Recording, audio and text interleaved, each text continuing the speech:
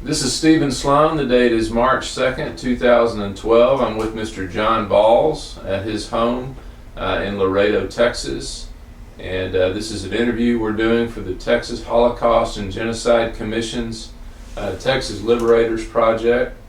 Thank you, Mr. Valls. You're quite welcome. For sitting down with me today and allowing us to take over your space here for a little while.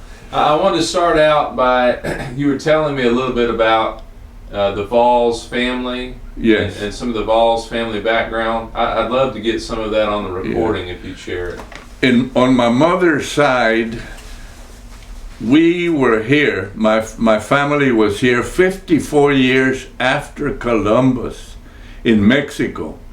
They were soldiers in the Spanish Army. And we've been here in the New World, as they called it then, since then. But my uncles, my great uncle, Armengol, Juan Armengol, and his brothers came to Mexico in 1864, I think. And they had ranches in Mexico. I think one of the ranches was 200,000 acres. They were very prosperous because they were hard workers. The Armengol family was my grandmother. My father, Antonio Valls, lived in Suitavia, which is 30 miles southwest of Barcelona. And he didn't speak neither English nor Spanish. He spoke Catalan.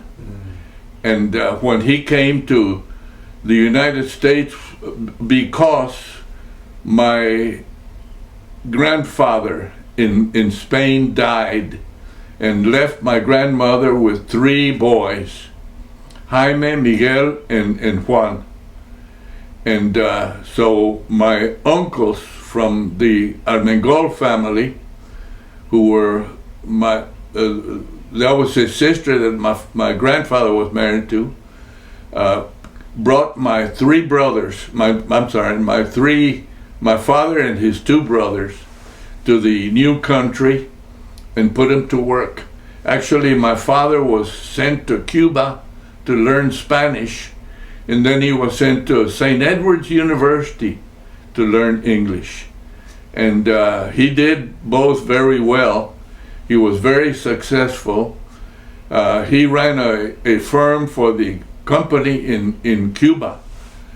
But then he was transferred to Mexico and ran the farm there. It was a vast farm.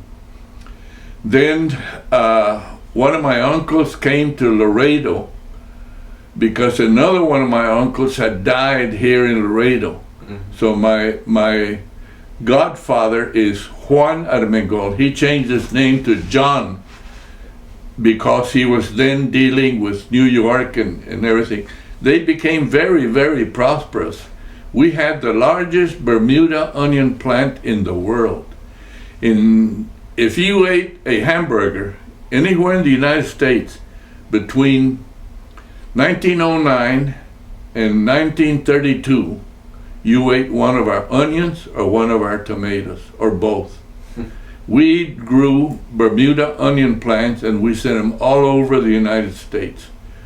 We were listed in Dun & Bradstreet, and as I remember, the first time that the income tax came out, my uncle paid the biggest income tax in Texas, which was $75,000.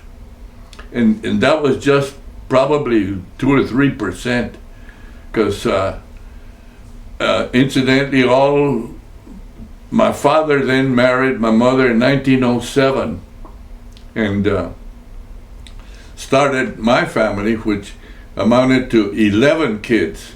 The second one died at birth, but all the rest survived.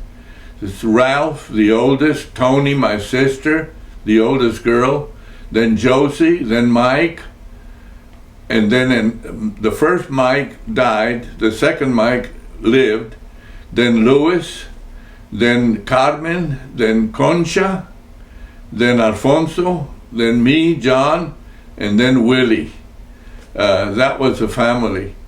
And but we've been here, incidentally, when the dictator in Mexico took over, all my uncles came to Texas, but we still owned the land in Mexico. And when the new regime in Mexico took over, they didn't want to pay us for the land that we owned. So my father made arrangements that we were going to sue Mexico, found out we can't sue Mexico. It's got to be a country. So we went to the United States. The United States loaned them the money to pay us for the land that we had, which was millions. And Mexico got the money, but they said, hey, we'll pay you later. To this day, we haven't seen a penny. But fortunately, my father did real well. We really lived great. We had everything. Each one of us kids had a nanny, a pilmama. And we had, Guy B. Harrison said, hey, your mother must have been a real good cook. I said, my mother didn't cook. We had 2 cooks. That, what was your house? How many bedrooms? Said, we had 4 bedrooms right down in downtown Laredo. 10 blocks from the river, mind you, on San Bernardo Street. And he said, well, how about your mother? Who takes care? He said, we got 2 maids. And we've got a house that the maids and the cooks live in the back. We were doing great until 1939, when my father declared bankruptcy. My uncle had gotten rid of all the onion plants and all the tomato plants, planted 42,000 orange trees. They were ready to bear 3 years later. 1941, the temperature dropped to 14 degrees the next day, and 20 degrees the next day. I can still remember going there. My uncles were burning tires under the trees to try to save them. We saved a few, but all of them were burned. And my uncles did not believe in insurance. They lost everything. My father, incidentally, my uncle John Armengol, who was my godfather too, died from catching pneumonia from that. He died 2 months later. And he caught pneumonia that night. Yes, he caught pneumonia from that, and he died. My father was left with a huge amount of money that my uncle had borrowed to plant the trees. My uncles did not believe in insurance. They either had feast or famine. Most of the times it was feast. We lived very well. But so they weathered the Depression. Yes, okay. But 1939 finally. Yeah, we even owned a hotel, the St. Anthony Hotel, downtown Laredo. And that's an interesting story because Pat Neff was the governor of Texas when Blanco had come to Laredo because they were chasing him. He was supposed to be the president, but there was some friction in Mexico. He stepped across the river and went to the St. Anthony Hotel, was living there until the problems. Pat Neff sent a ranger from the Texas Rangers to kill him. And he did kill him. And my father was subpoenaed for the case.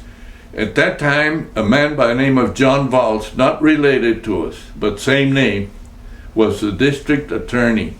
And he was tough. A president from Mexico was coming back to Laredo, and he was one of the ones that was involved in getting Blanco killed. Mm-hmm. John Valls told the president of the United States, I'm going to arrest him when he comes to Laredo. and he was legally right. What the President of the United States did was he put a company of Marines on the train and got the President of Mexico to come to Laredo and went right straight through. He didn't stop. But John Valls would have arrested him. He was a good friend of the families. We knew him very well, but he was not related. He came from the Canary Islands, and his father was William Valls. He was in the Confederate Army, and after the war, the Civil War, he couldn't find a job as a lawyer, so he came to Brownsville. And that's where John Valls, the district attorney, was born in Missouri, someplace in Missouri. I know, because I got all his collegiate things. Says, hey, they thought I was, said like Baylor, sends us a Baylor letter and all that. They sent me all this thing. I had to tell them, hey, I'm not John Valls. As a matter of fact, I had a call from the New York Times, and he says, are you John Valls? And I said, yes. And the guy says, well, I'm the editor of New York Times, and from the sound of your voice, you're not who we're looking for. We're looking for the old John Valls that was the district attorney, because there had been a problem here in Laredo with Carter. Carter, a man by the name of Carter, was a border patrolman. He killed a Mexican boy on his ranch. John Valls tried him, found him guilty. They reversed the sentence in Austin, Texas. And the New York Times wanted to find out, because Carter became the president of the National Rifle Association, Harlan Carter. And incidentally, I went to school with his two brothers, Gene and Lee Carter. And his sister is one of my good friends here in Laredo. But they asked me, you know anything about it? I said, no, but I can find out. So I went to the court and found out what had happened. And I wrote them the story, and the New York Times published it. Then Harlan Carter decided to sue me and the New York Times. And the New York Times called me and said, hey, don't worry, we've got you covered. If they sue you, you're not gonna lose anything. But Carter dropped the case anyway.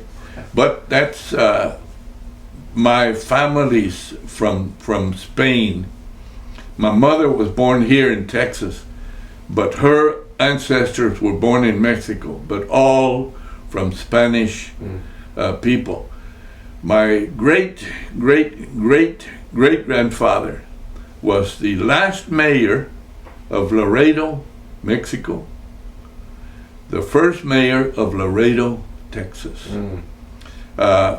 The King of Spain sent a man to settle claims here in Laredo, and because people were grabbing land without grants and everything, and the country was still part of Spain.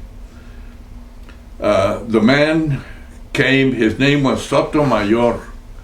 His wife came with him. She was embarazada, means pregnant, when she left Spain. She came to the new country. The Sotomayor did a heck of a good job in settling claims. Nobody liked him. They formed a posse and they were going to kill him. That was my great-great-great-grandfather. They got to a point in the house, and they told the man, look, my wife is going to have a baby tonight, and they're coming to get us. The man took him in.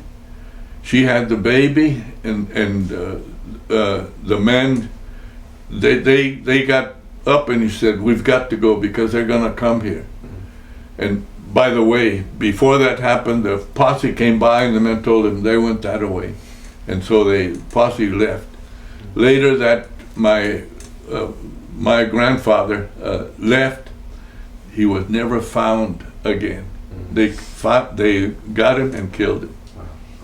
But the boy was born and he took the name of the man that took him in. His name was Martinez. There's a picture of him right over there, blue-eyed, because both my parents had blue eyes. And the man had blue eyes. His name was Martinez. He grew up to be the last mayor of Laredo, Mexico, and the first mayor of Laredo, Texas. Well, I'd like to go back to when you were talking about your early life. Did y'all help out on the farm? Yes. Did you do work? What sort of work did you do on the farm? No, not. We had 400 people on the farm. We had houses for them. They lived on San Rafael farm. As a matter of fact, they were paid in chits that they used to buy from our grocery store on the farm. They didn't come to town. And incidentally, those chits, metal chits, I've got 2 of them somewhere, were even accepted in Laredo as money. But we had 400 people at the ranch all the time. No, my father took me and Alfonso to plant tomato plants at night to teach us what it was like. I tell you what, that's hard work. Because you do it at night because you can't plant in the day. You just hit a shovel, put the plant in, get it up, and you had to do it. Oh boy, you got tired. But no, we had a ranch house and we had a house in Laredo. The ranch house was great, big. We had parties there. Everybody came to the parties at San Rafael farm. So, yeah, that was. So, what are some of your memories from those years? My aunt managed the grocery store. One time, unbeknown to me, I was accused of eating 3 bananas because the inventory showed that there were 3 bananas left. They blamed me for it. I remember, I don't know if I was punished or not, but I was just a little kid. I didn't eat the bananas. But no, and then we used to go and ride a yegua mare that Don Sotero had a mare, one of the people that worked at the ranch, and we rode that mare. We also went to school. We had our own school. We had our own building at the ranch. And I went to the 1st and 2nd grade with Miss Beulah Masterson. We called her Miss Beulah. We were there at the ranch and we went to 1st and 2nd grade, and we did a play of Harrison. Harrison, that's me, Harrigan, spells Harrigan. I was Harrigan in the play. And I remember the burning of tires under the orange trees to try to save them. And you know what? That's one of the first memories that I have of my life. Because another memory, and I don't know which came first, I was run over by a car from a very wealthy person in Mexico. And he ran over me and left. And he left, but he got to Mexico and he said, hey, I'll pay for everything. He was a good friend of the family's. He was also one of the big shots in Mexico. And at one time he was considered to be run for president. But they didn't expect me to live. And I remember they brought me home finally, and I lived. They broke my leg and my arm and fractured my skull.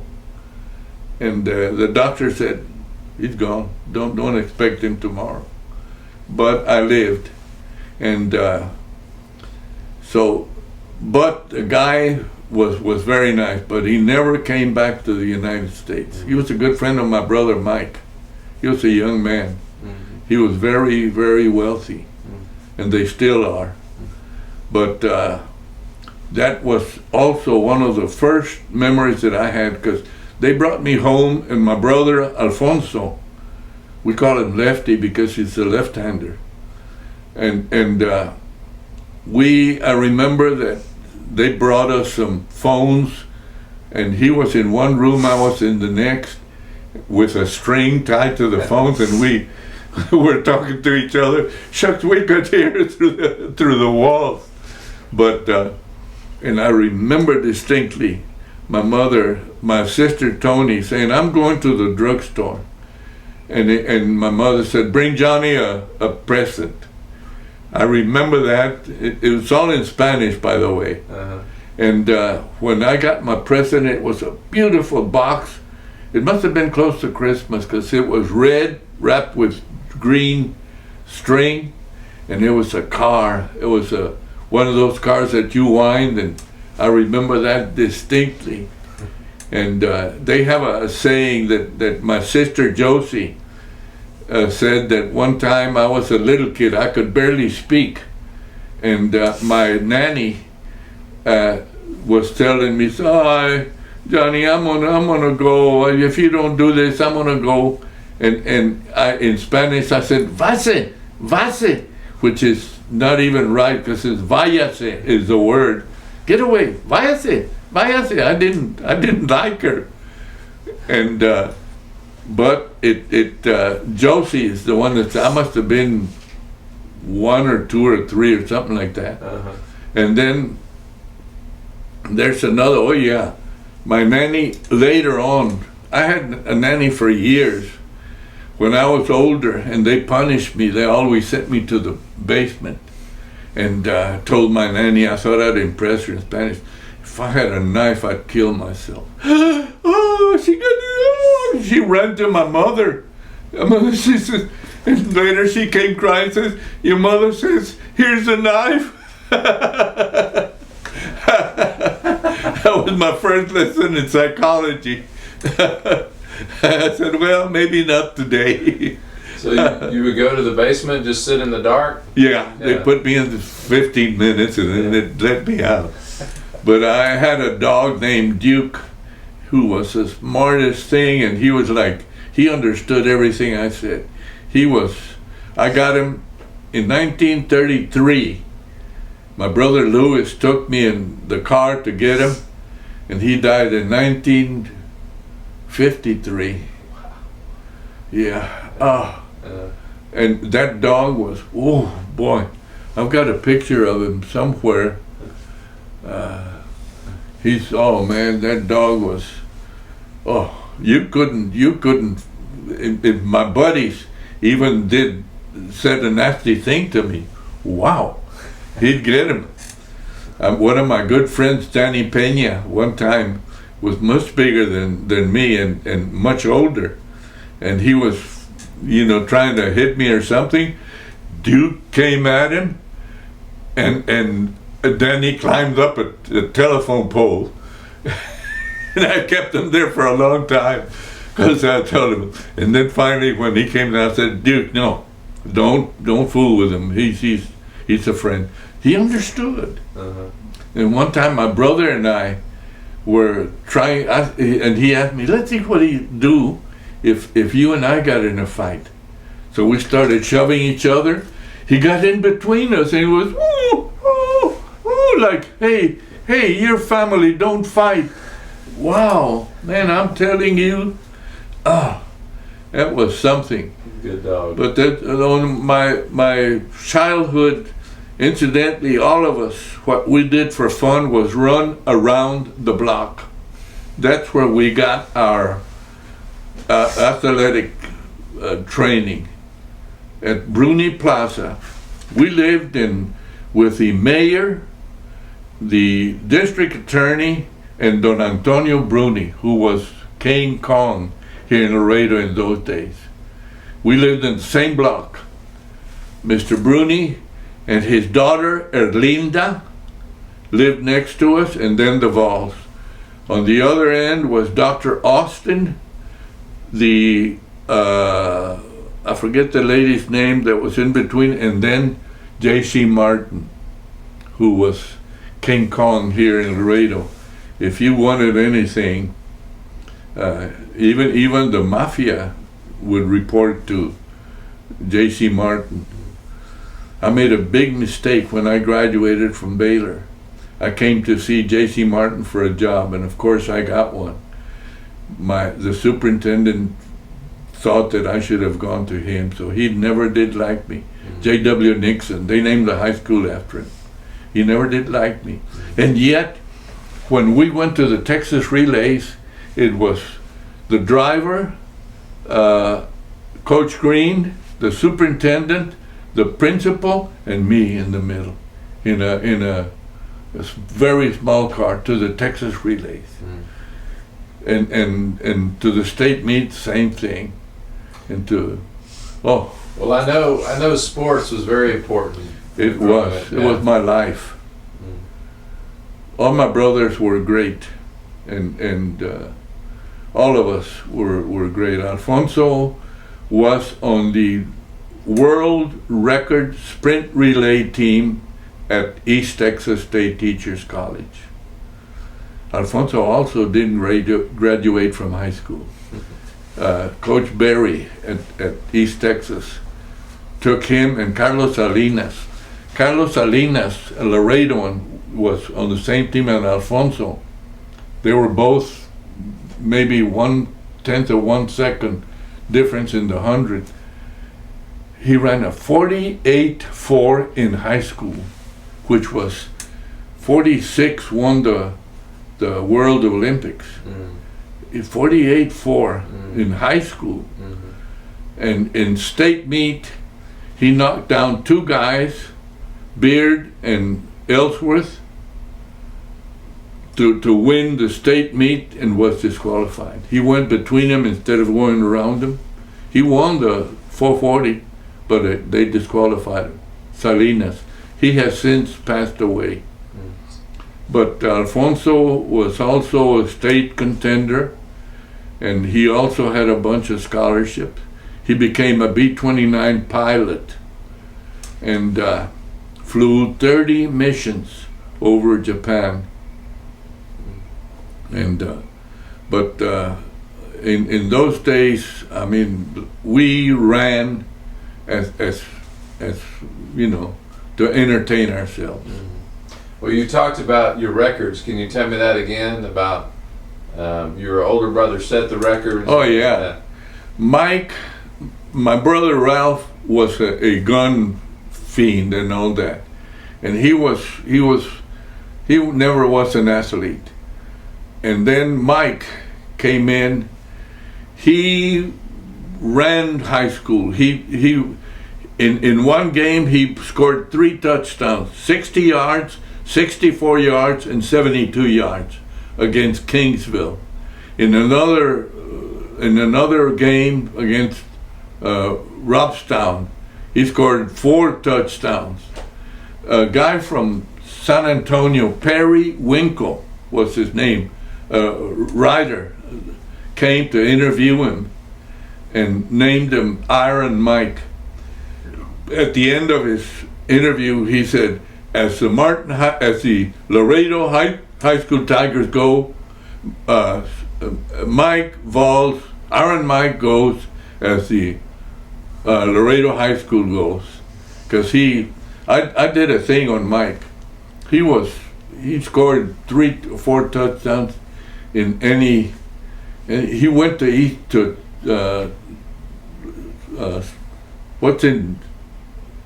Kingsville.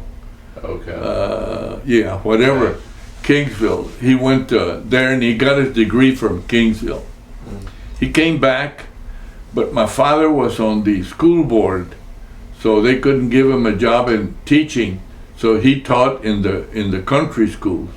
He decided that wasn't for him, so he went to Marquette University. He went back to Texas A&I at Kingsville to get his master's, and then he went to Marquette University for a doctor, and he stayed there 4 years, and he graduated in 46, February the 28th, 1946.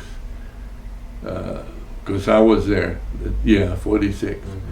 And but he was a super athlete. He also went to state, ran a under 10 flat 100.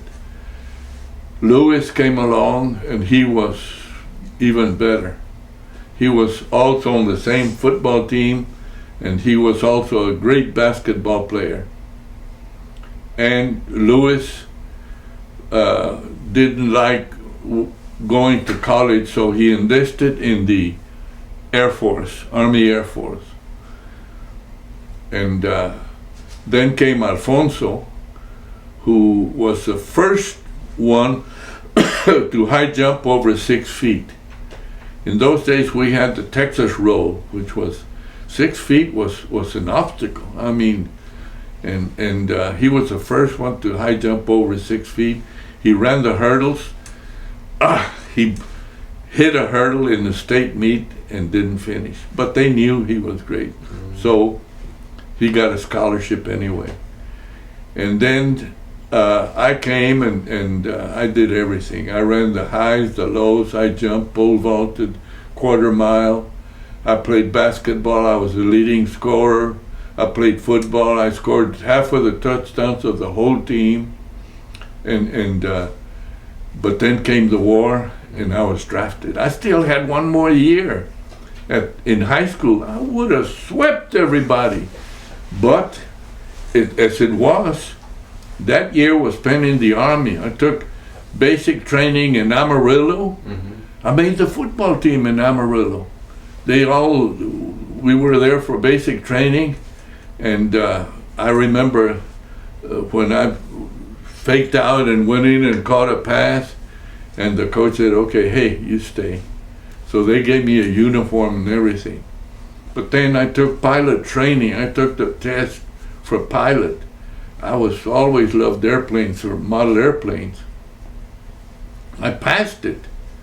And they sent me to Central State Teachers College, Stevens Point, Wisconsin. January the 1st, 1945, I marched into Central State Teachers College. The minute I got in, I was inside a building and they told us what the rules were. You cannot accept any phone calls. You cannot go outside. I had a call. John Valls said, yes, John, I want to meet you. A girl said, hey, I want to meet you. Come on outside. I said, no, I'm sorry, I can't do it. Please come outside. I got to meet you. I said, who in the world would I had to tell her, hey, man, I'm sorry. She said, you better come out because I'm going to grade your English papers. I didn't. I got it married anyway. But I got it taken off because I wrote letters. I don't know the girl. How she got my name, I'll never know. But it was beautiful. CTD, College Training Detachment. I set the record for the 300 meters the first month. I broke it the second month, and I broke it again the third month. And I made the basketball team, and the coach there said, hey, when you get through with this, come back and see me, because we want you here. Well, that was after the war, right? No, that was right at the beginning of the war. So what year was that? That was I marched in 1944. Uh-huh. I stayed there until March. They eliminated us without prejudice. We didn't do anything wrong. The whole school was gone because they had too many pilots. I went before a colonel and he says, what do you feel like? I said, well, sir, he says, and they told me, I'm going to send you to a gunnery school. You're going to be a gunner on an airplane. And I said, sir, I thought I'd impress him. I said, sir, if I can't fly the airplane, nobody's going to fly it for me. He didn't say anything, wrote something down, and he said, next. The next day I was in the infantry. They transferred me in the infantry. They sent me to Reno, Nevada. I did nothing but went out in a truck in the sand and stayed in a tent. They were training us to go to North Africa. Fortunately, I got my orders changed. I don't know why. They sent me to Greensboro, North Carolina. There I was in a track meet. I won everything. And then they sent me to Boston. I shipped out of Boston. 14 days to Southampton, England. Out of the 14 days, I was seasick 13. Had you ever been on the ocean before? No.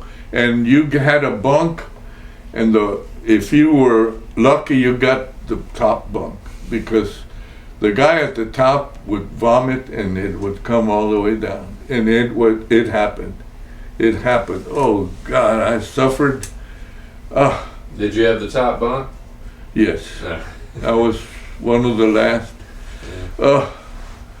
I don't know how I survived, but we got to England, and sure enough, that episode where I found a field that we didn't train on Sundays. I found a field, beautiful track field, with hurdles and all.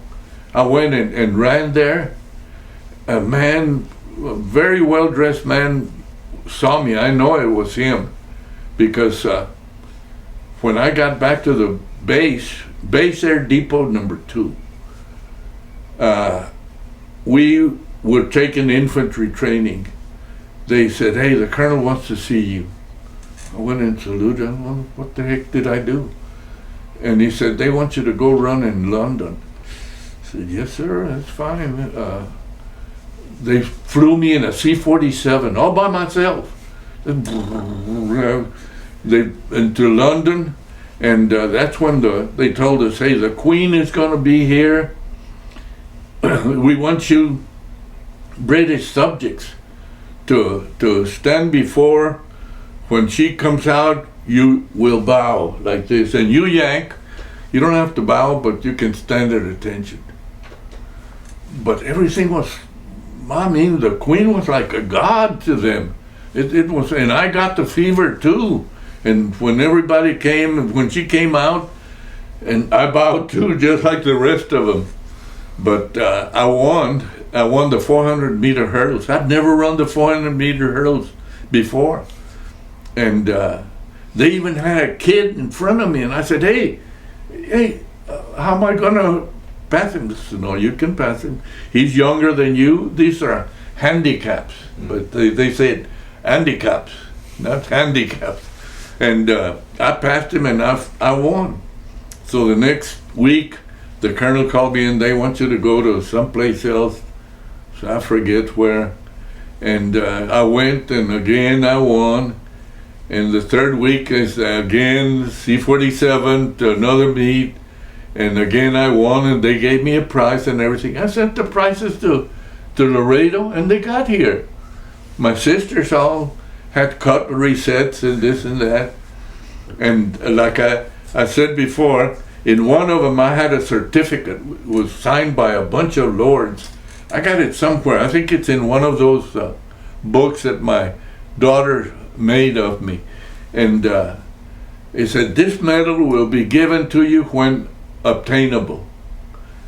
And this was during the war, so I understood that. And this was in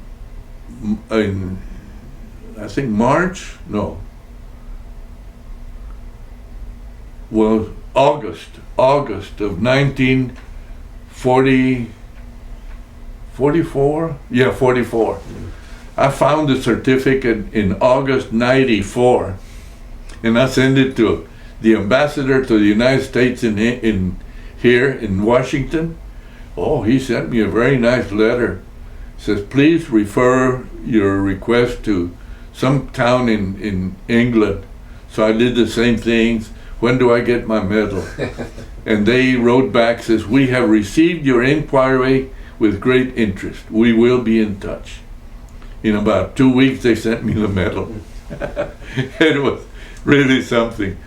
But in England, in training, I had real good training.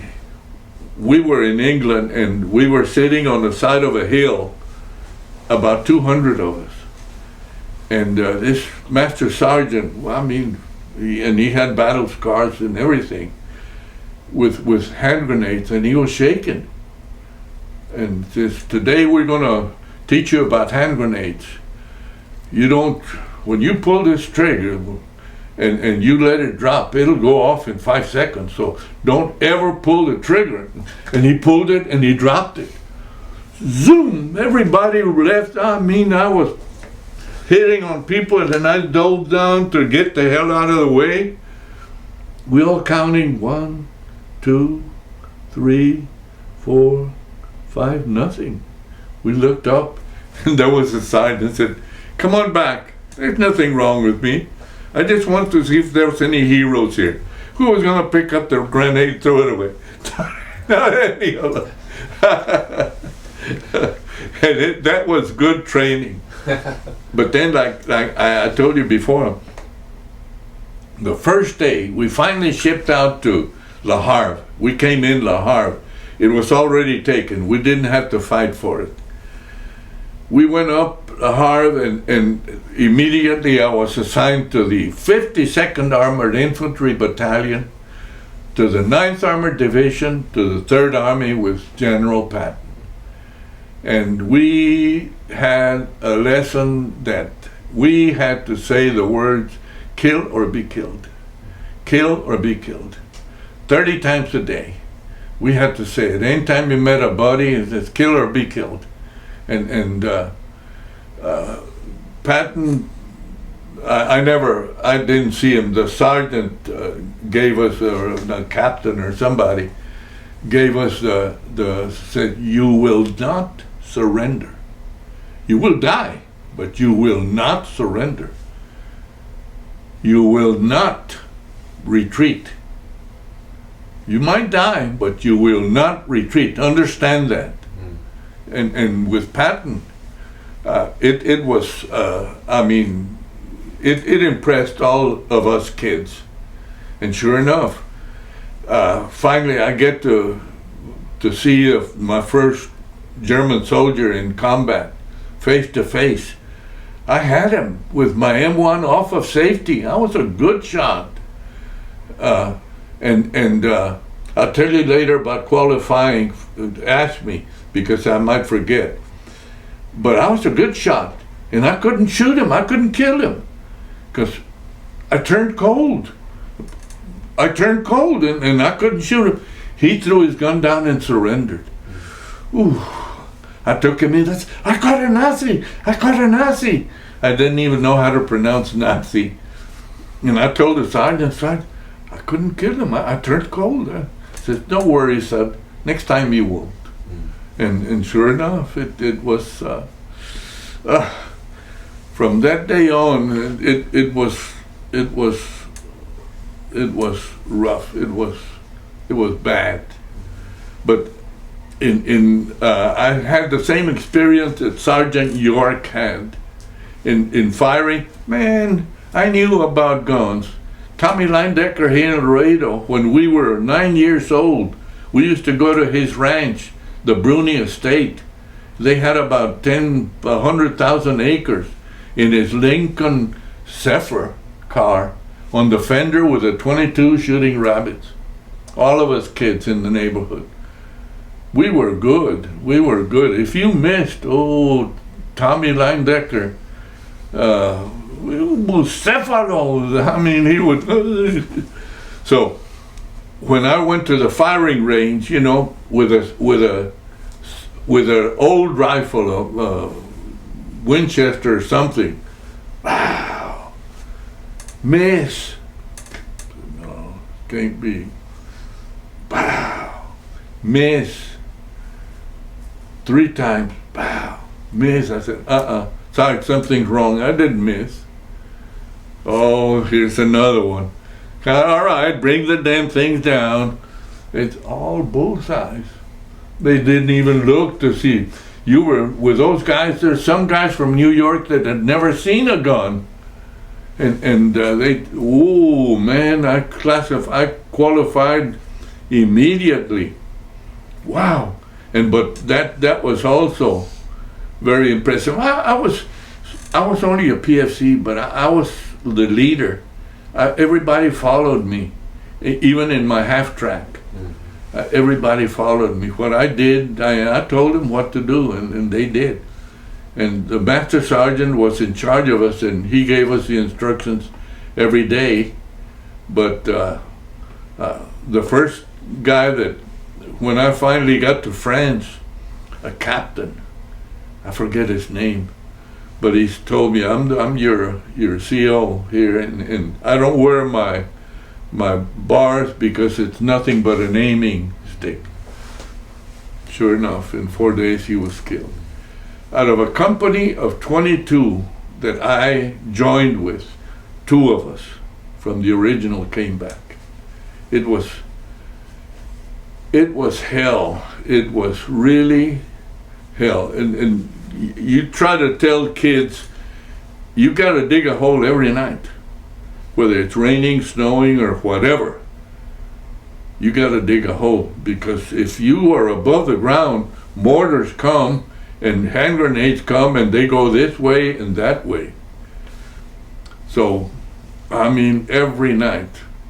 And many times we took houses, we took towns that didn't fight. We had an American officer that spoke German. Every time we got to a town, he'd say, if you fire 1 shot at us, we will destroy your town. If you don't fire at us, we're not going to disturb you. We're not going to fire either. So please surrender and avoid bloodshed and whatever. Sometimes we went in, no problem. Sometimes we went in and kids with Panzerfaust, rifles with hand grenades, boom, boom, beat the hell out of us. And it was, we lost a lot of people. You didn't make friends. You did not make friends because your friend was gone the next day. And I got wounded. I don't have the Purple Heart, but I got wounded. And on my leg and in my arm. If I hadn't been wearing my helmet, I would have been killed. The thing exploded on top of us. I felt bling, bling, bling, bling, bling. And the guy next to me, the Polak, I'm hit. He was covered with blood, all in front. And so, hey, medic. So they went and got him, took him off. The next day they brought him back with a Band-Aid. He had been hit right here. Nothing but a little thing, but enough for blood. He was mad as hell. I remember it. And that night, all of us tried to take our jackets off, and mine wouldn't. The jacket had stopped the blood, and in my leg too. But we didn't say any. I don't have the Purple Heart, but I was wounded. And but that's another beautiful thing. 2, number 1, I'd lie in my hole at night and see thousands of bombers coming over. Thousands coming over. I said, God, we cannot lose this war. Because there was doubt when we went in. The United States was number 7 in power. Germany was first, England was second, France was third, Italy was fourth, Japan was fifth, and somebody else, I forget, Italy or whatever, we were number 7. We didn't know that we could win the war, but we did. And I tell you, now they're saying in books, the Germans said, how in the world did you get that much equipment in?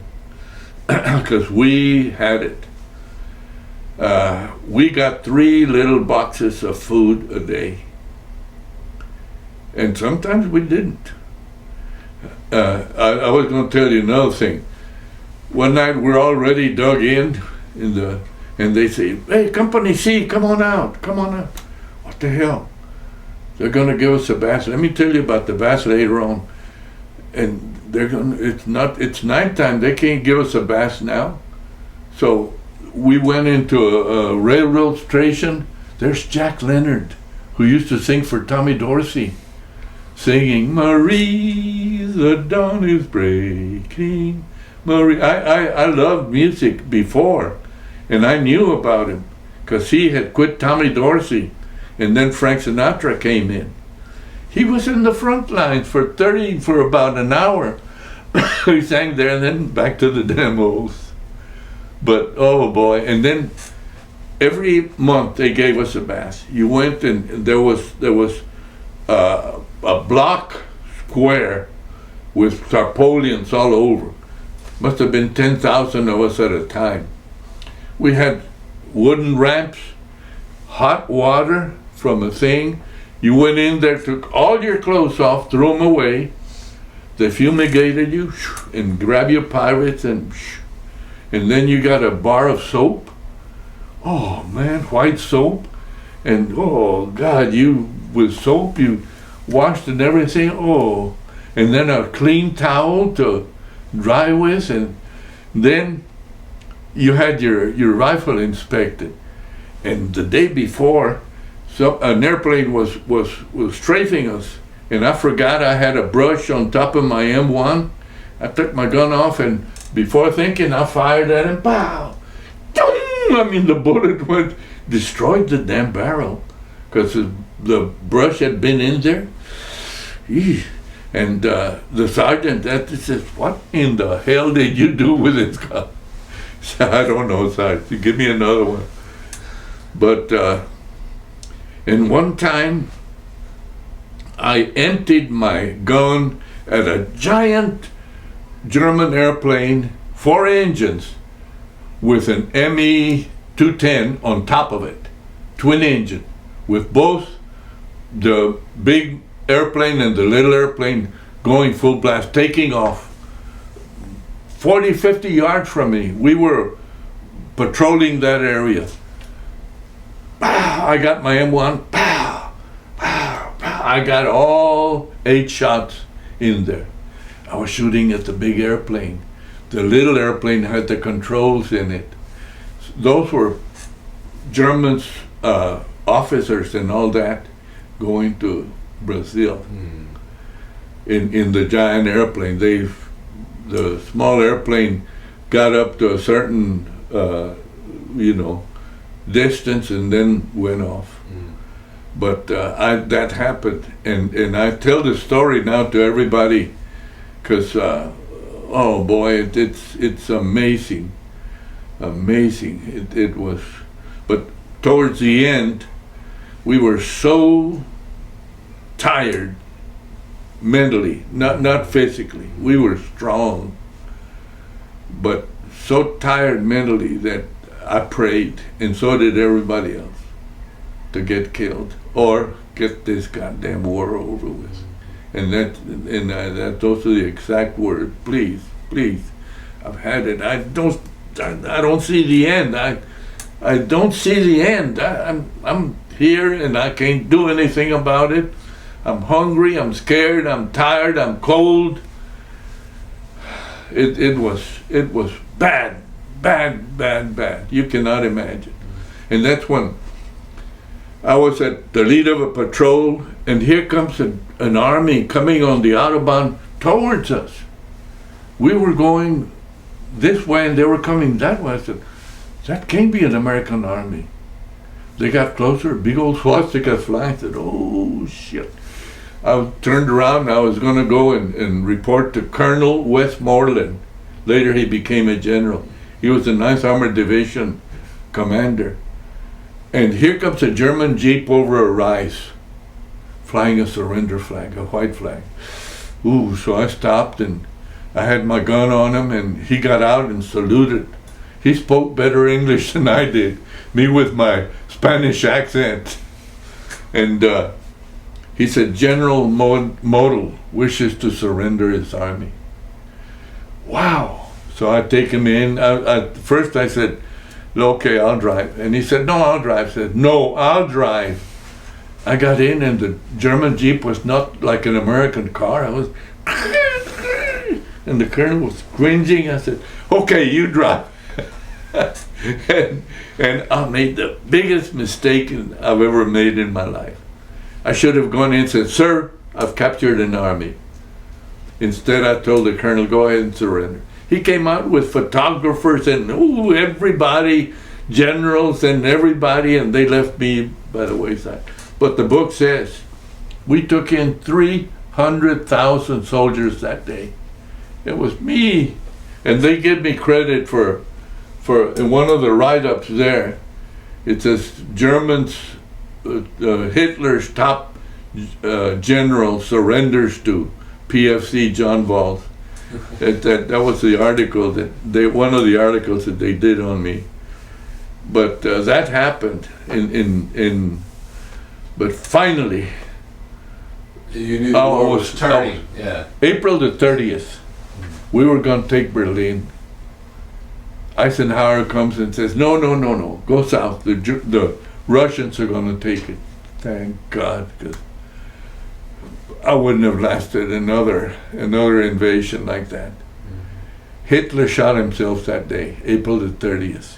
I was about 20 maybe about 20 kilometers, what they used then, from him. About 14 miles, I think. I figured out where the bunker was and where I was. I was there. And we went south. Then we're gonna liberate Prague. Praha. We are almost at Prague. We're within the seeing the city. Again, Eisenhower said, hey, get the hell out of there. The Russians are gonna take it. There was a very pretty girl there in Prague that begged me. He says, please, please, please. She spoke English. Please take me back. Please, they're gonna kill me here. Please. I said, okay. I brought her with me in the half track all the way to Rehow. We were at night looking for a little concrete thing that separated Czechoslovakia with Germany. Rehow. So we are in Rehow, fine. That's where we met the Russians. And the Russians had a rope across the street. We couldn't go over it, but they could come over. I was on a flatbed with a girl. Understand, platonic. Okay, it wasn't. We weren't sexual or sex. They said that we would rape them and all that. We didn't do that. All our soldiers were good, and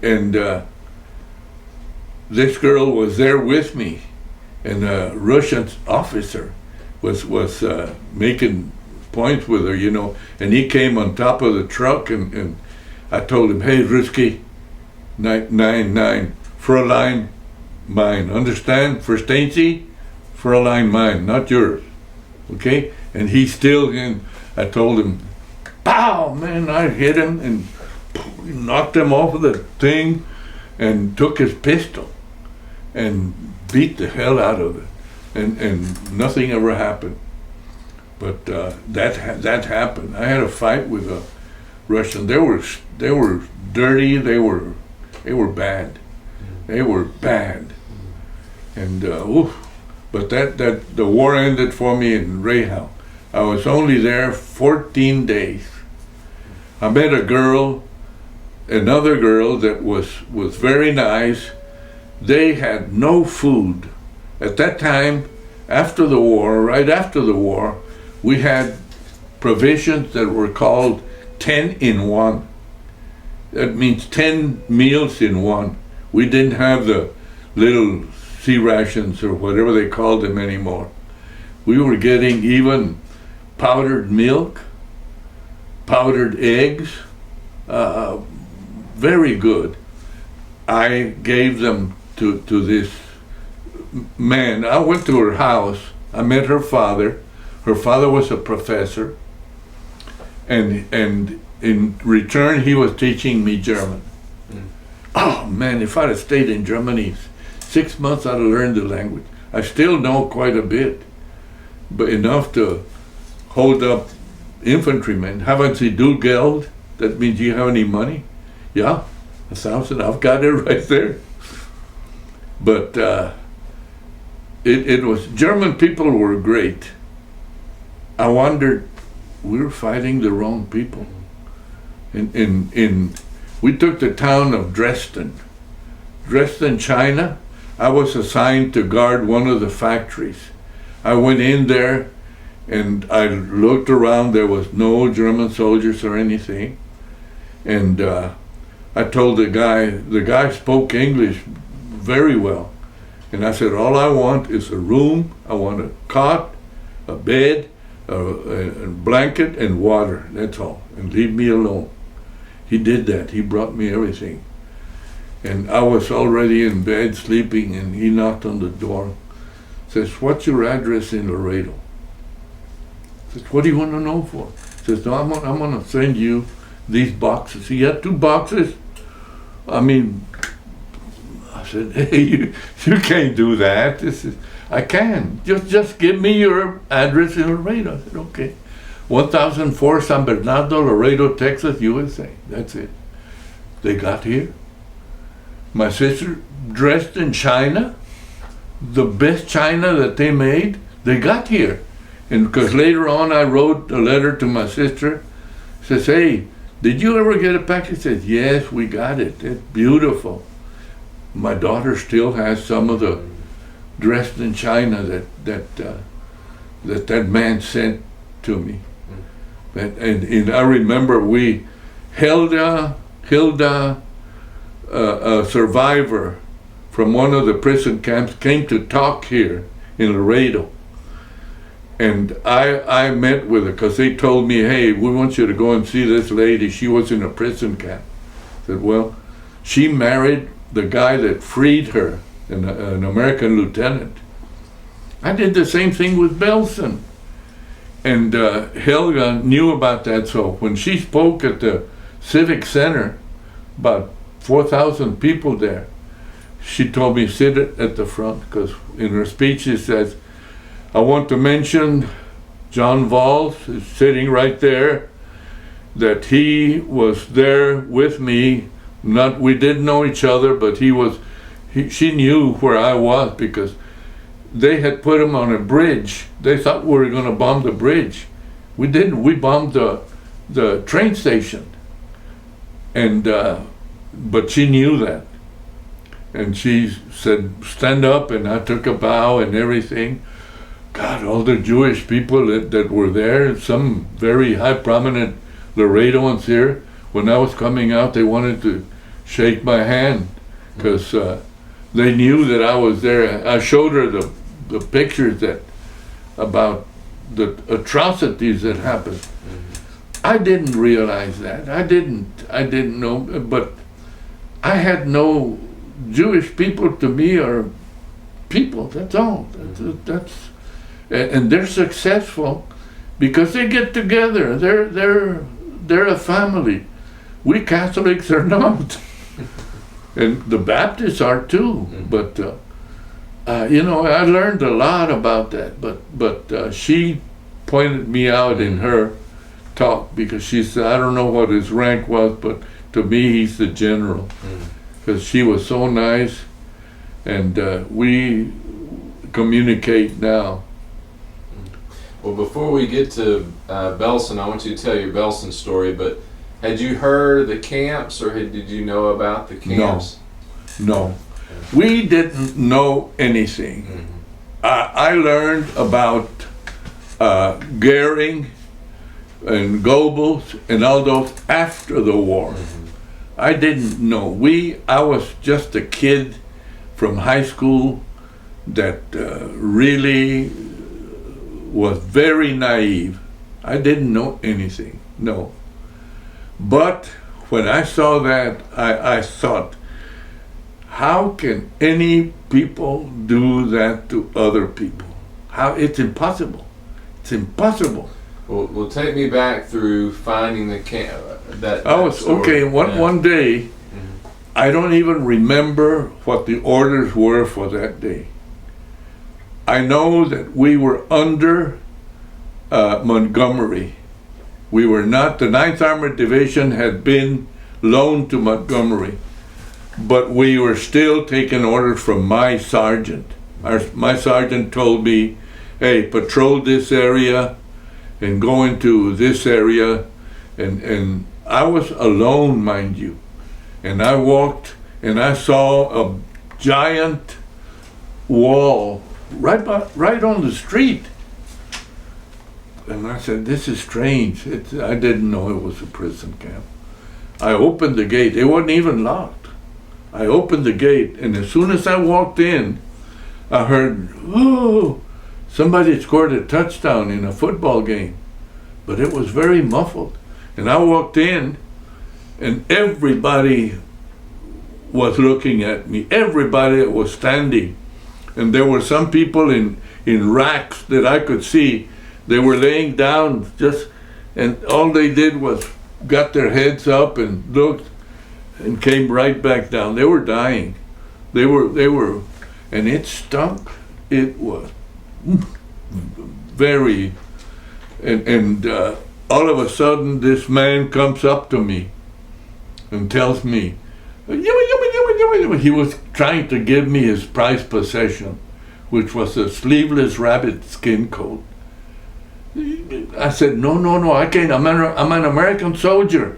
I can't take anything. Go, you're free. You're free. Go. I said, I can't take anything. Please, I can't take anything. Go, you're free. I took it. And then he left. But then very soon thereafter, the English came in. And I understand that Life magazine was also there, because I've got the magazine that shows the pictures that they took. And Eisenhower got the people in the town to come and parade down and see what the atrocity was about. 5,000 bodies on the street, all just there. I never saw anything like that. It was gruesome. It was, as a matter of fact, I wanted to get the hell out of there, because I couldn't, number one, I couldn't stand the smell, and number two, there was already some British soldiers coming in after me, and they were in charge. Let them be in charge. I don't want to have anything to do with it. And I went on. But now I know where I was, and I know that Life magazine was there the next day, but it was gruesome. I was so naive. I didn't know the difference between blacks. I had never seen maybe one or two black people in Laredo. And at Camp Kilmer, I was on the starting lineup with four blacks and myself.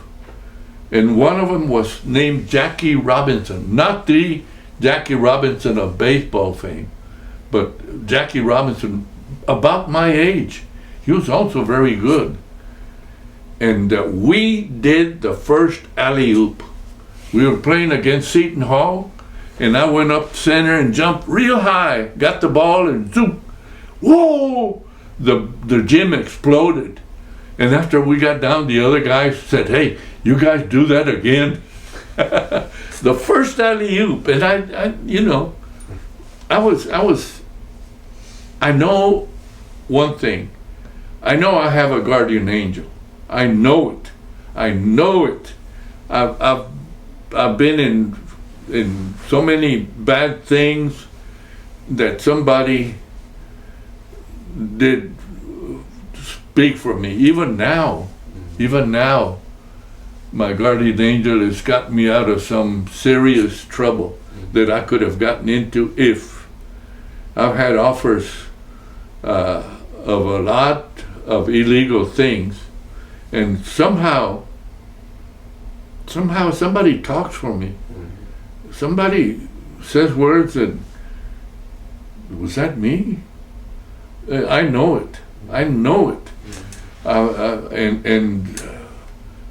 It's I've got a guardian angel. I hope Oh, it's, and one time I was assigned after a battle. We had won a battle, and I was in charge of identifying our dead. We had German civilians with mule carts, wagons, picking up our dead and placing them on the cart, on the wagon. I was in charge of getting their dog tags and making sure they were Americans. Because, you know, in combat, I mean, you get dirty and everything. I got so tired of seeing those gray faces pulling out the tags from several wagons. I got so tired of seeing them that I said, to hell with it. If they've got green socks, they go. And from then on, I just looked at the socks. They were gray, take them off. If they were green, leave them there. But that happened, and it made an impression on me, even though I didn't think of anything at the time. But when you die, when you're killed, you turn gray. Everybody. And I remember that was one of my jobs. After a battle, you did everything. You did. In the Army, it's not like the movies. Audie Murphy was a real hero. And they say we're heroes. They call me a hero. And one time we were going to take a U-shaped building, green, 2 stories with bunkers on each end, firing at us, machine guns. I got under one of the bunkers, and with a hand grenade, just boom, they quit firing. The sergeant comes up and they say, "You stupid bastard, what the hell do you think you were doing? What if that hand grenade hadn't gone in there, it would have killed all of us?" He was right. I shouldn't have done it, but I did it, and it turned out, the rumor had it, it was a house for prostitutes for the SS. And another time, an SS captain, I was in charge of receiving some prisoners. They were surrendering. It must have been close to the end of the war. And here comes a Mercedes-Benz, 1930-something edition, with a chauffeur and a captain, SS captain, and his mistress to surrender. And I looked in there and I said, "That's Amerikaner Uhr. That means that's an American watch." He was having a watch. They didn't have watches, they had pocket watches. He said, nine. I said, "Yes, it is." I got in there and I took the watch off. U.S. Air Force. My brother had just been killed. I got that guy. I got him, and I've never been in a rage. That was a rage.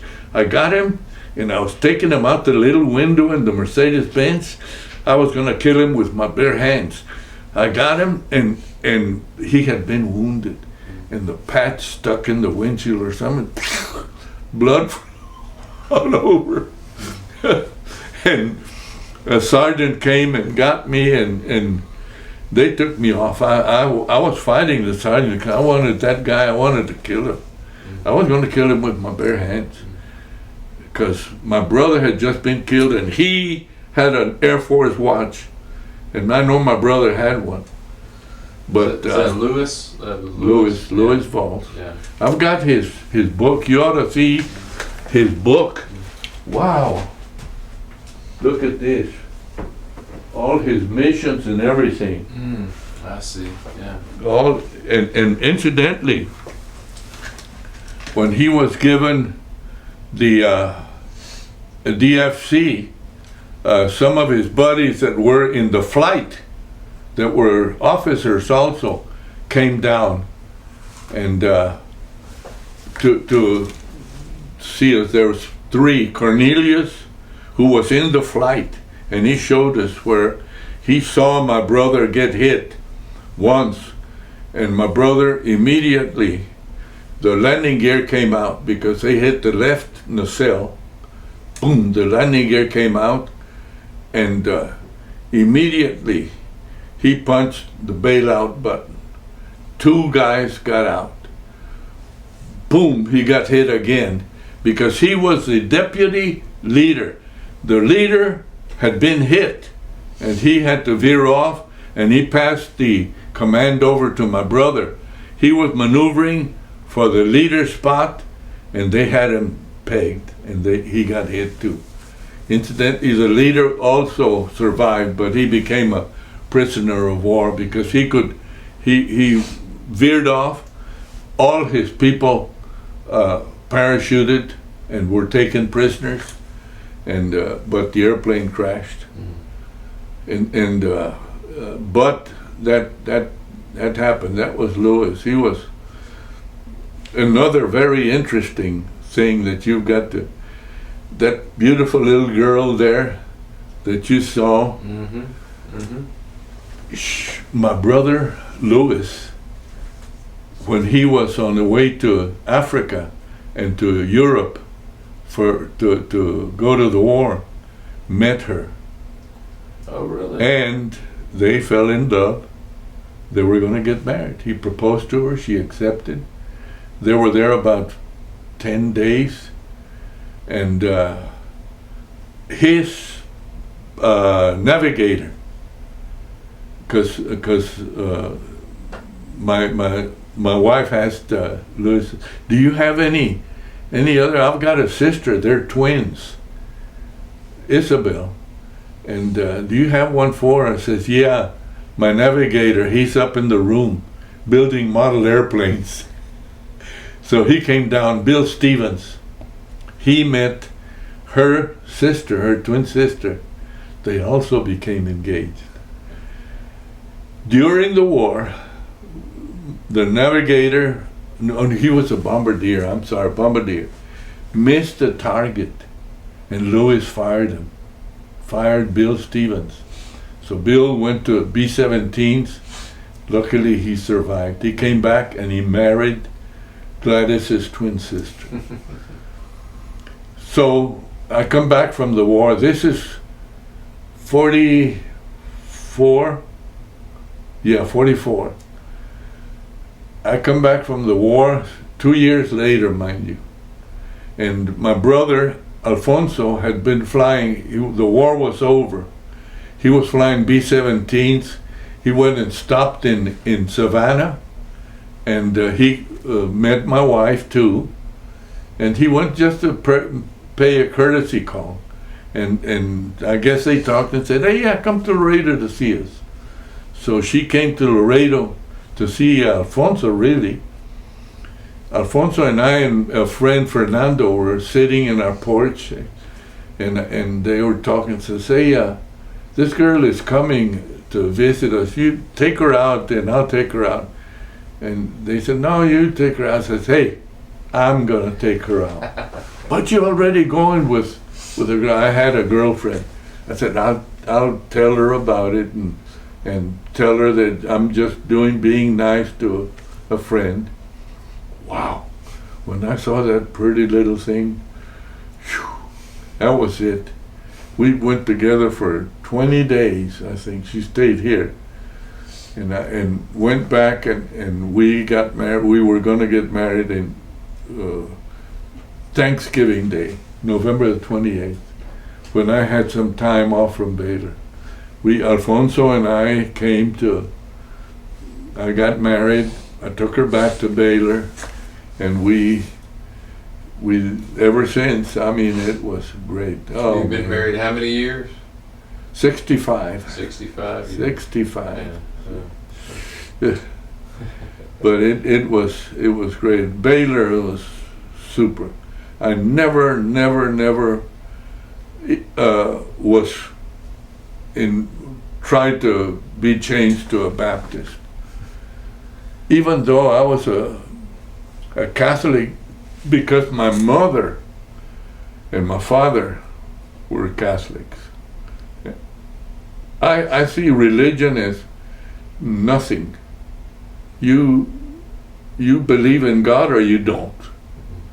God is everybody's God. Everybody. I don't care what your color is. I don't care where you're from. God is God. Some people call him what do they call him in Jehovah or different names, but he is supreme being. And that's the way I look at religion. Church, to me, I pray 3 times a day. When I get up, when I take a nap, and then when I go to sleep. And I pray religiously, because prayer does do good. And I've had my prayers answered so many times. I mean, as ugly as I am, how can I get somebody that pretty?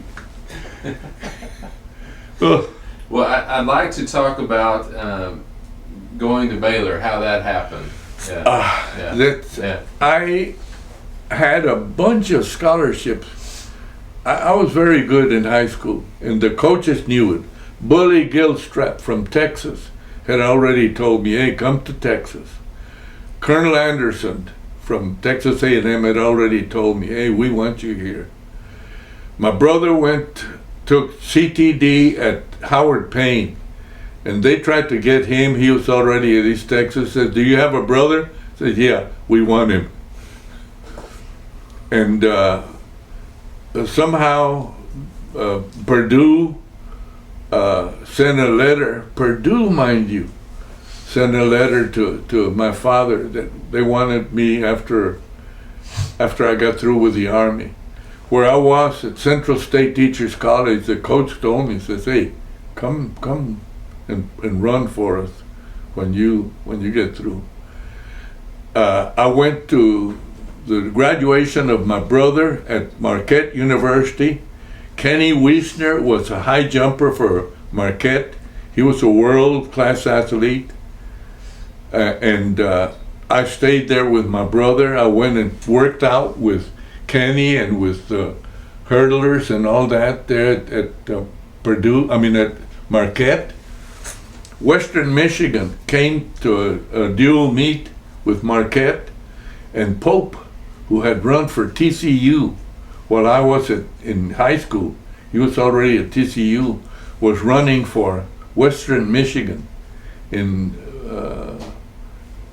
Michigan somewhere, and he said, hey, and he told the coach, and the coach said, yeah, come on, come and run for us. I said, Coach, your place is too cold. It's not for me. And besides, I told him, you already have a hurdler. He says, yeah, but he's no good. But Pope called TCU. He's the one that sent somebody to, I still wasn't home, sent somebody to Laredo, left me $15 to go to TCU. And I was gonna go to TCU, and on the way I did stop at Texas, and they told me, you're gonna live in this building about the 5th floor up there, and this is your classroom. It was like a theater. It's about 200, 300 people in there. I said, oh. I said, no. A&M was the same way. I got to Baylor, and the coach they hadn't even offered me a scholarship. And the coach here in Laredo wrote me a letter and says, give this to J.D. Stovall.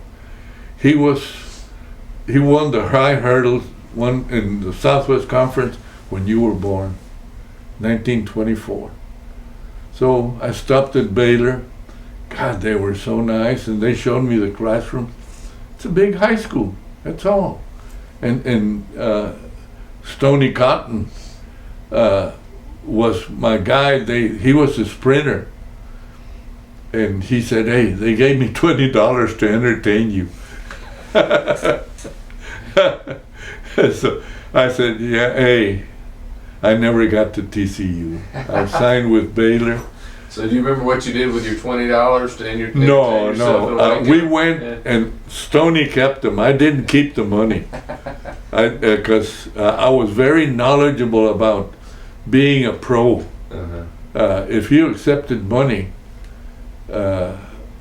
you were ineligible. So no. But Stoney, when we got a malt somewhere, and I came back and I said, I'm going back home. I'll see you. They offered me then Coach Stovall told me, hey, this next month we're having a meet in San Antonio. I want you to come and run there. I said, okay, yeah, I'll go. So I went, and man, I wasn't in shape. I was in, and Pete Owens was one of the guys that was there. Pete Owens was a world-class hurdler, and I was in the lane with him to man, I didn't even make it to the prelims. I ran one race and I might have beat somebody, but not many. I was out of shape, but another thing happened then. During the war, I stole Schindler. You've heard of Oskar Schindler? Mm-hmm. I was in his apartment. I stole his handkerchiefs. He spelled it Oskar, and I'm always suffering from allergies, and I used the handkerchiefs, and I got his warm-up, a beautiful black warm-up with the swastikas and everything, beautiful. And I took it, I brought it home. When I went to that meet, that's all I had to and I was wearing the German things, and I was warming up, I was doing my drills and everything. And Coach Stovall came and says, are you gonna wear that thing? I said, yeah, we beat them. He gave me a uniform real quick. And he gave me the most beautiful shorts. They were silk. I mean, that had a lot to do with me going to Baylor. A pair of shorts. Can you imagine? They were beautiful, green and gold. Oh God, they were beautiful. But I ran and I didn't do very well. I was out of shape, and he had invited me to another meet the next week, but I didn't go. And then when I reported to Baylor, he said, "Why didn't you come the second time?" And I told him, "Coach, I'm not in shape. I need a lot of work to get in shape." And sure enough, he ran me 6 hurdles, do it again. 6 hurdles, do it again. 6 hurdles, do it again. Oh boy. I ran my freshman year. He got me in shape. My second year, he brought a kid from somewhere, a high school kid that they were trying to get to Baylor. He ran the hurdles. He ran the high school hurdles. I ran the college hurdles. And at that time, I ran a 14.5, and the kid ran a 14.7. So he was about 3 yards, 4 yards behind me. But I was already in shape. 14.5 was real good time, but I did so many things that if I just concentrated on the hurdles. When I was coaching, I came back to coach at Laredo. Incidentally, I was making $239 a month at Baylor with scholarships and all, and the Army gave me so much. And when I came to coach here at Laredo, my take-home pay was $187 a month for coaching 3 sports. That's all we had. I took my team to Monterey to run against their Olympic team, and I ran the hurdles too. I beat their Olympic champion, and I beat their high jump champion. So they invited me, says, "Hey, we want you to come to the Olympics with Mexico." I said, "Hey, I'll go." They said, but just one thing, you have to give up your citizenship. I said, no way. No way. I'm not gonna give up my citizenship. But I had a team. I had a Texaco Chiefs. We played basketball. We in 10 games we scored over 100 points in every game. We played everybody. We beat everybody. We beat the Navy team at Cabanilles. Oh man, we were beating everybody by 20, 30 points. We were good. I had all collegiates. Ken Shockley from Missouri, my brother from East Texas, John Maston from Massachusetts, John Early, Bob Maston and John Early from Connecticut somewhere, and a guy from Mexico, Corona from Mexico. It's just about 5 of us, that's all. We played for Texaco. And we beat everybody around. Oh wow! And so when is that? That's after Baylor? After Baylor. No, after Baylor. Yeah. Well, are there some other stories you remember from Baylor? You talked a little bit about living there and bringing Gladys up. Yeah. I remember that we lived on 9th and Baylor. At first, we lived right behind Rena Marsh McLean Gym. There was a compound of trailers. And the first, Gladys and I moved into a trailer. We shared the bathroom with Jasper Flanagan, an end on the football team, and his wife Myra. We became good friends. And we lived there the first year. If you made it the first year, then you went to a bigger, then we moved into a double trailer, those double trailers. It was very comfortable. They made it very easy. Bert Colgan sold me. I went to buy a car, and he says, "Yeah, you can have this one."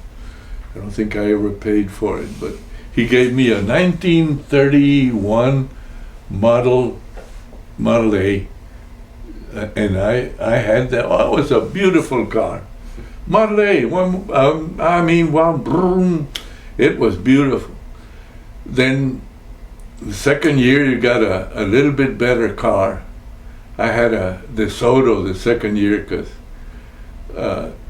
and the third year I had a Ford convertible, 1937 Ford convertible.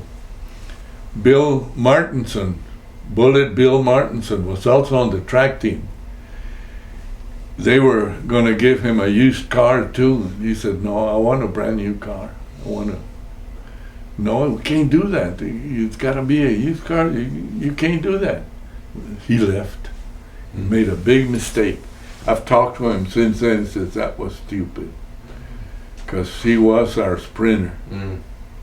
But still, Stoney, Odell, and I made all Southwest Conference. That first year we went to Wayne Dot Stadium in Kansas and ran. I made the finals. I don't know what Stoney did, or Odell. I understand Odell died recently. I've got a book that has all the names of all the students in Baylor. And but no, this was living very nice. Baylor, for what we had, we lived comfortably. We didn't starve. But we could afford a lot of things that, you know, like who would have a car in college without any means of support? Nobody helped me. My father believed that he should have 10 kids so that they'd help him on the farm. And as a matter of fact, when I told him that I was going to Baylor, he said, "What do you want to go to Baylor for? Get a job here. Start to work." He didn't know that we were going to run, not to learn, because we were. All I wanted to do was make a university track team. And my brother Alfonso, who was already at East Texas, and had the war interrupted him. He went and flew, came back, and he pulled a muscle. He couldn't sprint anymore. They made him into a strider. He ran the 440, and he ran a 47 something, and he was good. And but this was this was my Baylor. The Baylor years were beautiful, even though I didn't realize it then. But track is a stepchild of any university sport team. Football is first, basketball is second, and then baseball, and then track. But I played baseball during the baseball season with the Waco Trojans. Frank Broyles was the assistant coach. He and I played for the Waco Trojans. We were in Goldsway, Texas. He was pitching. I was playing left field. And he was getting bombed. But they put me in, and he didn't want to give me the ball. I remember that. Incidentally, I got bombed too. But at that game, I hit a home run over the center field fence, and they gave me $10 plus $5 for playing. So I made $15 that day. But it was great. Frank Broyles and I were the pitchers. He had been an All-American at Georgia Tech, and I haven't talked to him since then because he went to Arkansas. But Tom Landry was at Texas, and when we had a triangular at Texas one time, the football player set the hurdles wrong. The fifth hurdle was off place, and we all had to stop and all that. And I understand that they got lambasted. They were given a lecture about that. And later on, when I was coaching and I went to coaching school, I talked to Tom, because he was there too, and I said, "Do you remember?" He said, "Yeah, I sure do. We got hell for placing those hurdles wrong." He was one of the football guys that were placing the hurdles. But those were beautiful. Those were the best years of my life. It was. I had, for being ugly, I had the most beautiful wife. She had the most beautiful blue eyes, the prettiest turned-up nose, and the cutest butt I'd ever seen. Wow. That's high praise. Well, she weighed 110 pounds. Well, you mentioned earlier, before we started recording, telling some Guy B. Harrison stories. Are there some run-ins with the teachers that you remember, some of the teachers that you remember from Baylor? Yeah. Dr. Lorena Stretch. She taught me how to memorize. It was my freshman year. We got in the classroom. She put in 10 things on the board, and she explained each one of them very well, so you could remember that. The next day, you came to class, you better know those 10 things. You better know every one of them, because she tried you. She was super. I loved her, because I learned how to memorize. After that, I'd pick up things just for the hell of it to memorize them. I could remember them the next day. And I learned how to memorize. Dr. Lorena Stretch. Breeding and business law. At the midterm, he said, "This is the midterm, and I'm going to tell you my standing joke." He says, there were 2 salesmen coming into Albuquerque, New Mexico. They're coming in the train, and they see an Indian right there where the train stops, and the Indian was sitting there, and one of them tells the other one, says, that Indian, got the best memory I have ever seen. I mean, he remembers everything. He's great. He says, come on, I'll show you. They got off the train and said, Chief, how? What did you have for breakfast April the 2nd, 1914? Eggs. See, what did I tell you?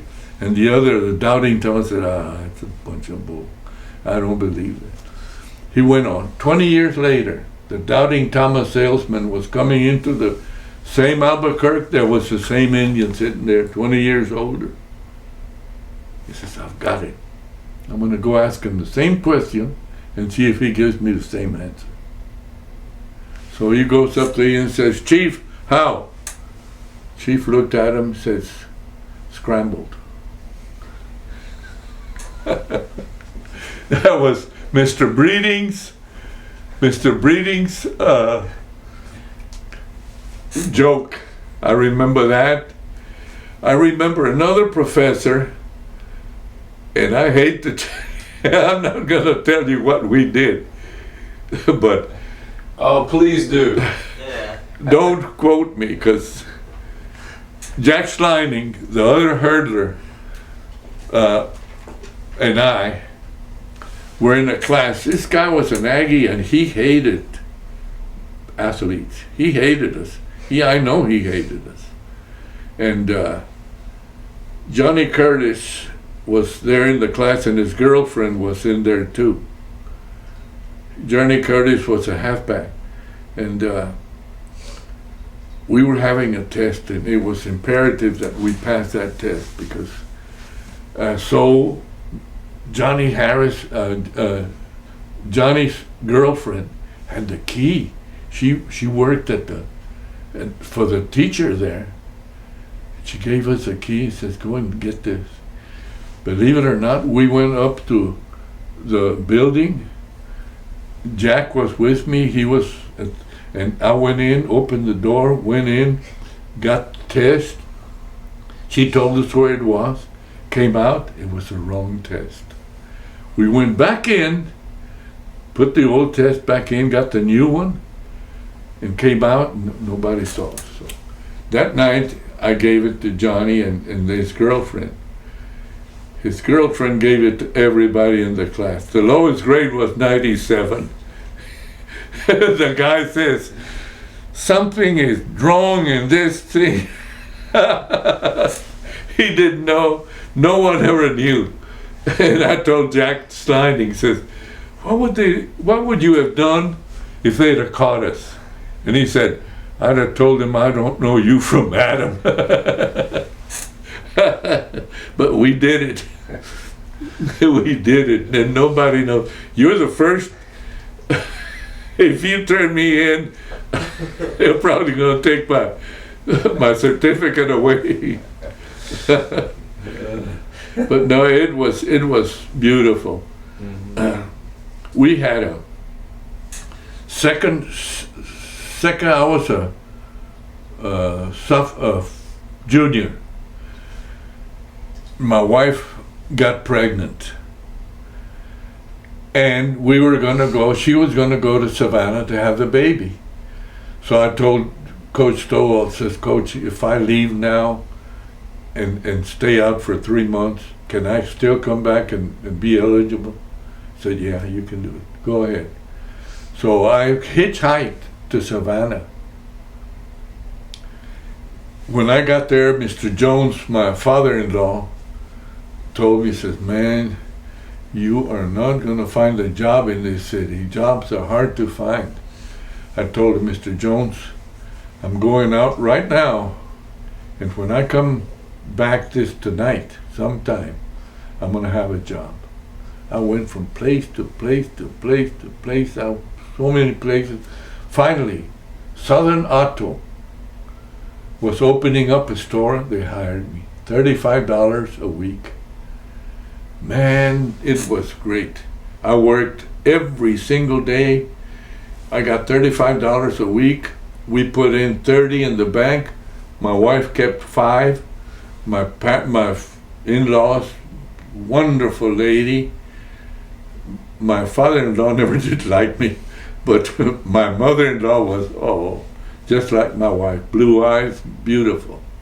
Sullivan, Maureen Sullivan. My daughter is named after her, Maureen Sullivan Valls.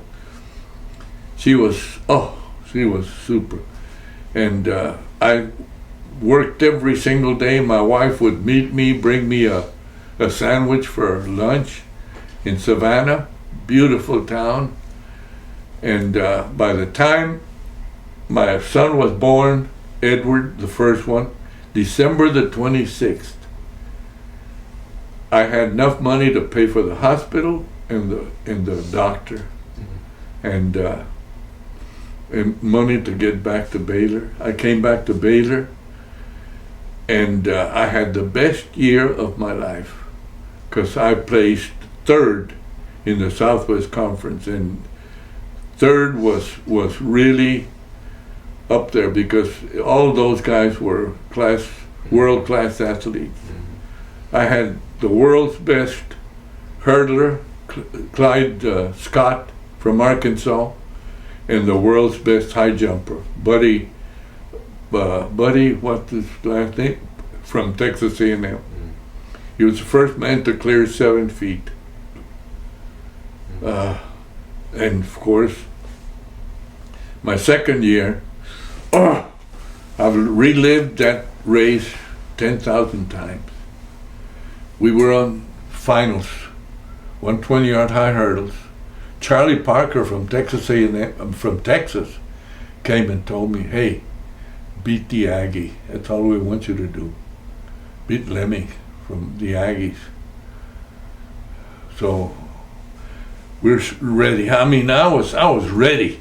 I was ready. And on your marks, sit. Wait. Lemmy got up and says, "There's a paper on my lane." He was psyching me out. He knew I was ready, and second time I didn't get a good start. He beat me by 4 or 5 inches, but he beat me. I've run that race 72,000 times, and I haven't won yet. But the next meet, we went against the Oklahoma and Kansas and Nebraska and all those, like the Big 12 now, a meet in Dallas. I beat him by about 2 yards, but it was too late. I was second in the high hurdles.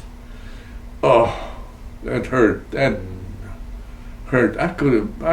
I beat him every time. I lost once to an Aggie and never lost to a Texas hurdler. Never. And Augie Erford did beat me from Rice. He was the champion. Yeah, hate losing to an Aggie. Oh man! In those days, I hated them with a passion. Texas A&M and Texas, I hated them. It was hate. I mean, it was. I could have fought them. I could have. But now I realize that they've got a great tradition. My grandson just graduated from Texas A&M. He's 6'6", and oh gosh, but it's beautiful. My granddaughter graduated from Texas in San Antonio. All of them are great. My children are successful. My daughter keeps my books. This computer, all I use it for is to get in and out of my bank account. I'm computer illiterate, but I use it for that, and we're living real good. We have no problems. You saw that Cadillac? Yes, I did. 1999. Yeah. Brand new. Yeah. I got it. I didn't buy it. I got it for free. My sister bought that car in 1999 for $48,000 cash. My brother-in-law also bought one, same year, same model, same color. And my sister died and left it to me. That's how I got it. But the car had been in garage for 8 or 9 years. I got it with 9,000 miles on it. I now have 23,000 miles on it. It is a dream to it's brand new. I took it to when I got it, it cost me $450 to go and have it looked at from top to bottom, everything. Whatever it needs, get it. And they did. 2 hoses that were rotten. That's all. That's it. But that's a beautiful car. I've got a brand new Ford, no, not Ford, Honda Civic that I'm gonna sell because I just bought it. It's got 10,000 miles on it. Now I'm using this, and they say, "Use that?" No. Well, and you were showing us your airplanes. Oh yeah. It's been a lifelong. Yeah, I started building model airplanes when I was 8 years old, and I'm good at it. I'm so good that I design models for magazines, and they sell the plans. I've showed you the rubber guppy. We fly. I concentrate on free flight. But of course, now that radio came in, I go to radio. Now, electrics are coming in, and I'm doing an electric. See that fuselage over there? It's one of my designs. I'm doing this one with a new type wing, all sheet balsa, but the electrics are now. Look at this. Look at this. This is I did this. This is the second one, but the first one couldn't fly because it was underpowered. So I designed a new one. Look at this is a radio.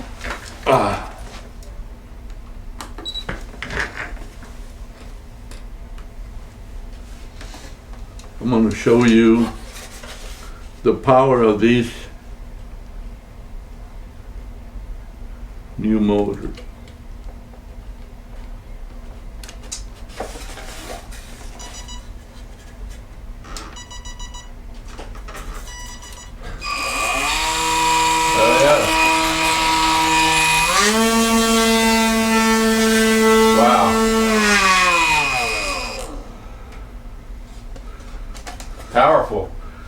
Powerful. You ought to see that's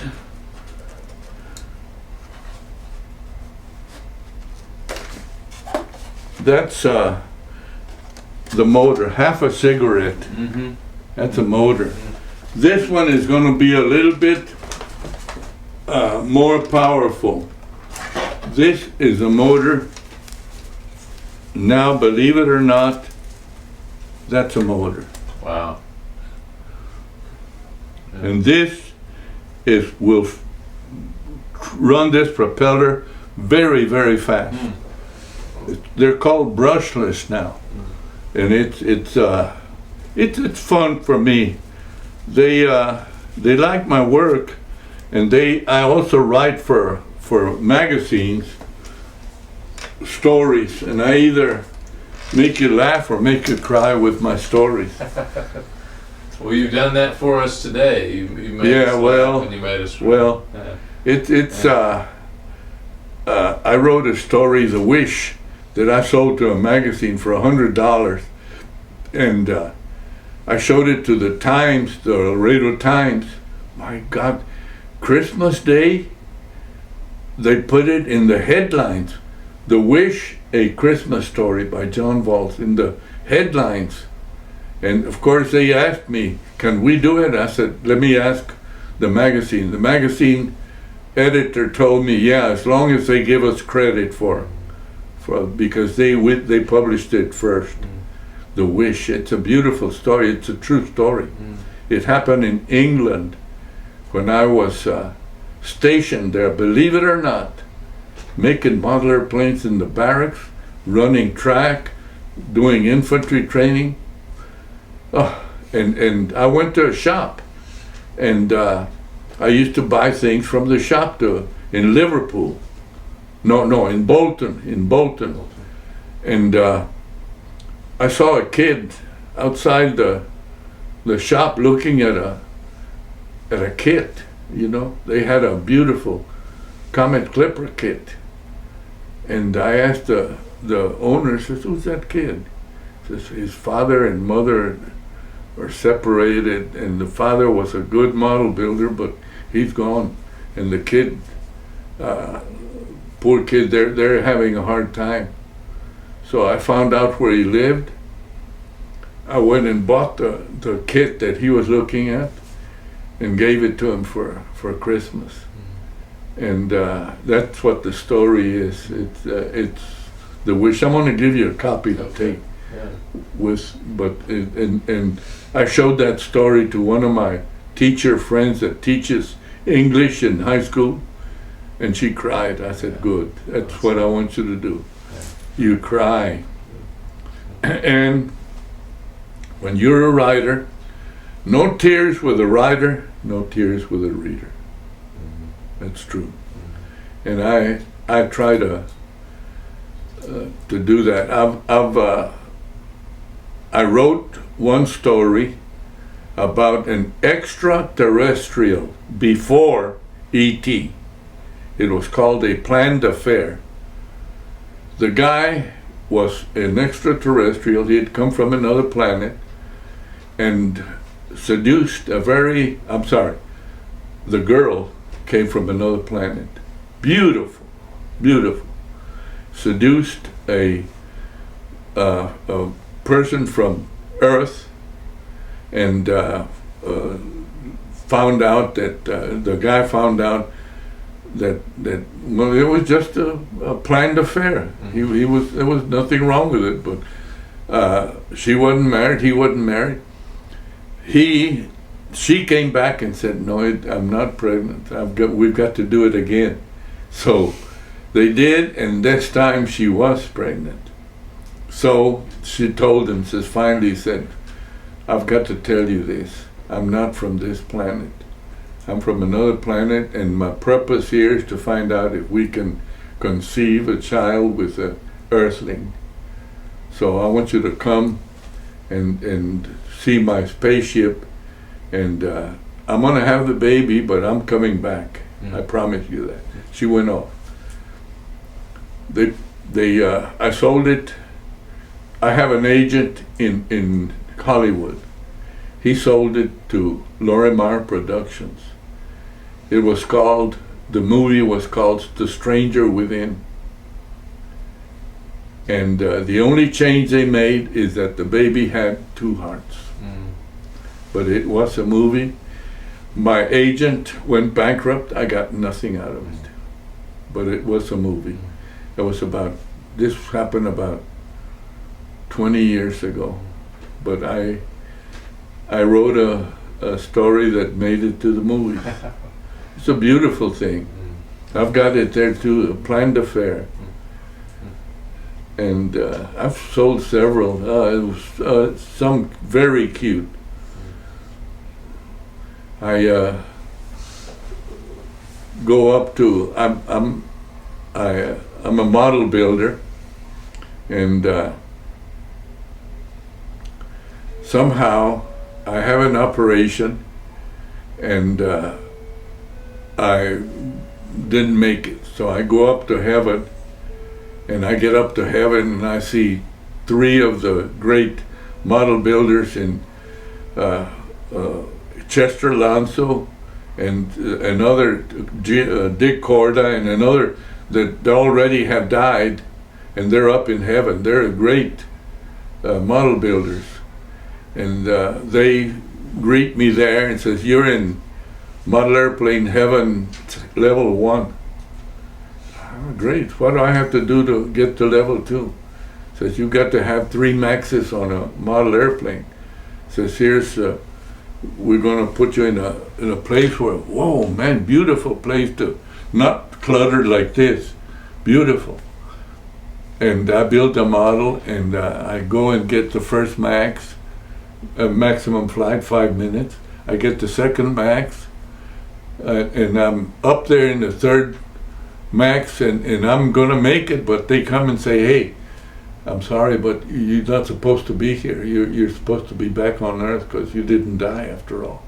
But wait, I'm on a max. I want to be in level 2, and I'm talking. And all of a sudden, I'm in the hospital, and my wife says, "What is this level 2? You're not in level 2. You're in level 1.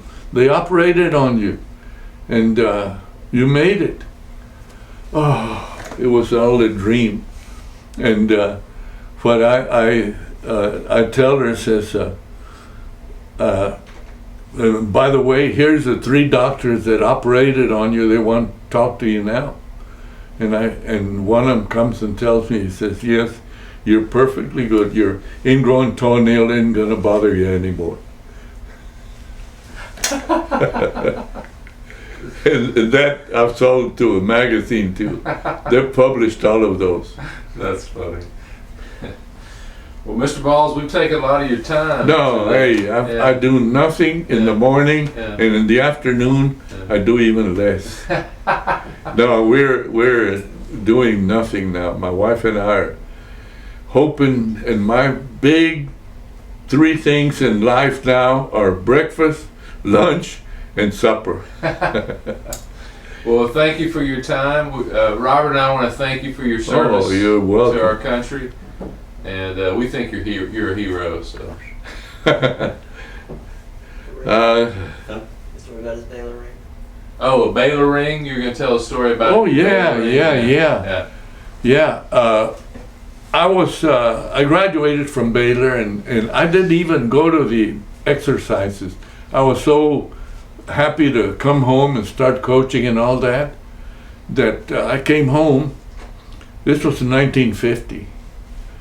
1994, we went to the 50th reunion of the Baylor Letterman, 1948 Letterman. And I got up and told a story, because I'd gotten a ring, and I told him that what happened at Baylor was that I got up and I had to go to the restroom, and in those days you had to have a permit. So you went and you turned the permit in. I forgot to turn the permit in. I found it in 1994, so I sent him a letter and told him, I'm really sorry that I hadn't returned this restroom permit, but I really had to go.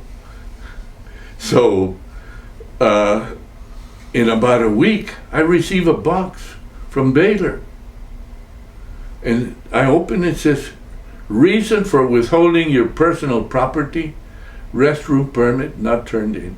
It was my Baylor ring. It had 2 diamonds in it, because I made Southwest Conference, and they gave me the ring. And if you believe that, I've got a bridge that I want to sell you. But I told that to the and then later on at the motel that we were staying, one of the guys that had been in the thing with me, I didn't even know him, says, hey, I'm glad you got your ring. All right, well, thank you, Mr. Valls. Hey, you're welcome, doctor. Yeah.